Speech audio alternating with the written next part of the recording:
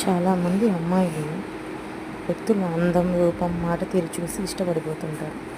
అది అబద్ధం అండి. వాళ్ళు నటించే నటనని ఇష్టపడతారు మీరు. తిరిగి అది నటన అని తెలిసినప్పుడు చాలా ఇబ్బంది పడిపోతారు. జీవితాలు కూడా సగం ఇదైపోతాయి. తెలుసుకునేటప్పటికి సగం జీవితం తుంచుకొని వచ్చేస్తుంటారు. కాబట్టి ఏది కూడా ఏదైనా నిర్ణయాలు తీసుకునేటప్పుడు 1కి 10 సార్లు ఆలోచించి నిర్ణయం తీసుకోవాలి.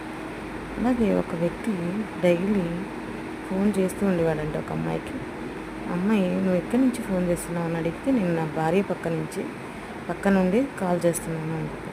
అంటే వాడు నటన మోసపూరితమైనది.